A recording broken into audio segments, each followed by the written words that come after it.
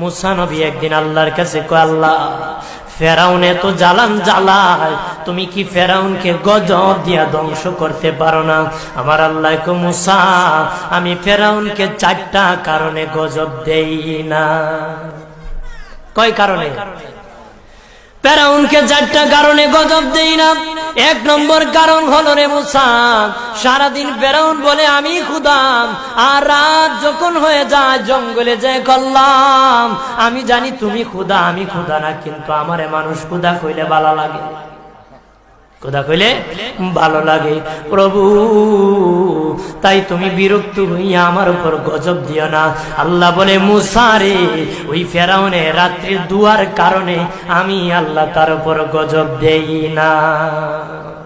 2 নম্বর কারণ হলো, আরে মুসা তোমার মুখে দাড়ি, ফেরাউনের মুখে দাড়ি, তোমার পরনে জুব্বা, ফেরাউনের পরনে জুব্বা, তোমার মাথায় পাগড়ি, ফেরাউনের মাথায় পাগড়ি। আমি যদি গজব দিই, জুব্বার বেজ্জতি হবে, পাগড়ির বেজ্জতি হবে, দাড়ির বেজ্জতি হবে।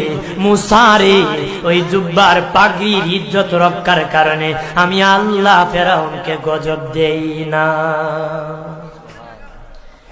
3 নম্বর কারণ হলো, আল্লাহ বলেন, মুসা রে মুসা, 3 নম্বর কারণ হলো, ফেরাউনের বাড়িতে একটা এতিমখানা আছে।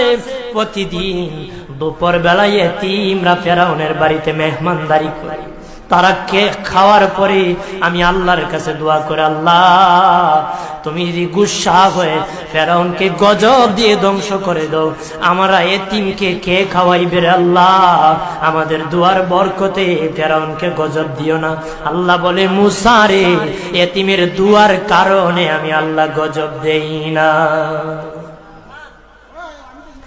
4 নম্বর কারণ, আল্লাহ বলেন, মুসা ফেরাউনের একটা মাছ বিদ্ধ, হাঁটতে পারে না। ফেরাউন নিজ হাতে নিয়ে গোসল করায়, নিজ হাতে মায়ের শরীরে তৈল লাগায় দেয়, নিজ হাতে ফেরাউন খাওয়ায় দেয়।